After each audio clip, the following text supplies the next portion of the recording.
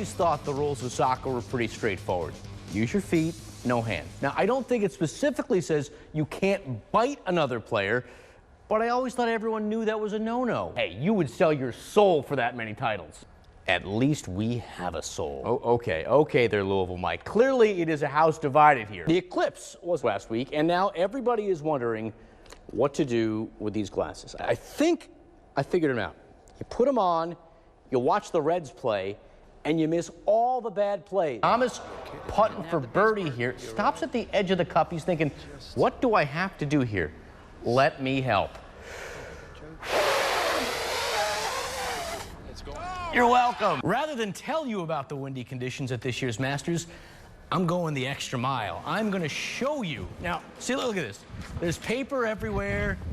Hair's kind of a mess. It's bad enough reading highlights in these conditions. I wouldn't dare try to play golf in them. The Cincinnati Reds are 17 games below 500, and I think it's safe to say the losing is starting to get to everyone. And I'm not just talking about the players or manager Brian Price. Watch this. This was during today's game with the Marlins. Miami's D. Gordon, trying to be nice to a Reds fan, who was not having any of it. He kicked him right in the shin. We got to get out of here, but do you want to ring the bell before we go? You can have it. All right, I'll do it. it. You got it. I know Tom, it. Give him a toy and he's going to play with it. Back to you. Linda Miles has never been afraid to make a career change. Life is about chapters, and it's where you're at in that chapter and how do you make the best out of it. Right now, she's a college basketball referee, earning a living keeping coaches like Jeff Walz in line. But not too long ago, she had a different job. And even a different name. They came up with the interesting, cool name of Shaniqua. They would be Vince McMahon in the WWE. And yes, that is Linda, a former college basketball star, trying to make her way in the world of professional wrestling. It was a challenge, meaning it was a shift. Those were the good old, I call them the good old grinding days. They are days that included a stop in Louisville to train at OVW, WWE's developmental territory at the time. It did not take very long for them to realize they had something special. Vince actually had in mind that he was going to put me in the ring with the men. But it never happened. After 3 years, Linda walked away from one dream job into another as a college basketball referee. They're two jobs that may seem about as different as night and day, but in reality, according to Linda, have plenty in common. Being in the WWE prepared me, but more so for being on a big stage. I mean, I went to Singapore and we were out in front of 30 and 40,000 people in these arenas. And so you learn to keep your composure. From wrestler to ref, quite the resume and quite the life. Mike Lacett, WDRB Sports. Last season, as Lamar Jackson soared to new heights, so too did the hopes of the Louisville Cardinals. Suddenly, they weren't just talking about winning the ACC, they were also talking about winning a national championship.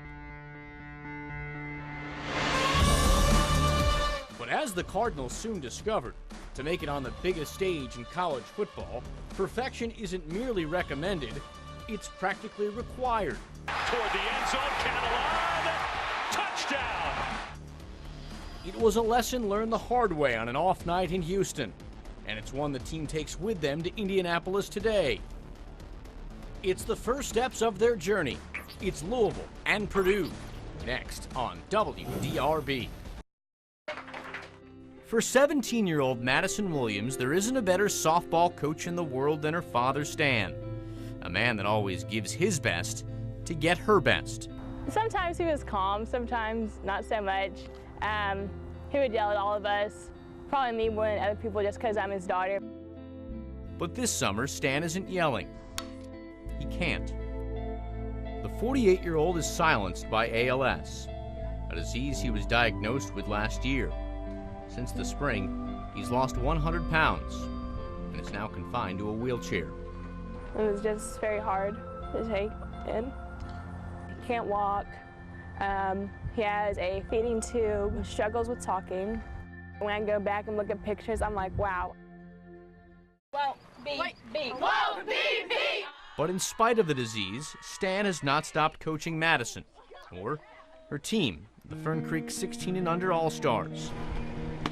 Stan communicates to his team through text messages and through a special computer program. He no longer has control of his body, but he still has a say in what his team does on the field.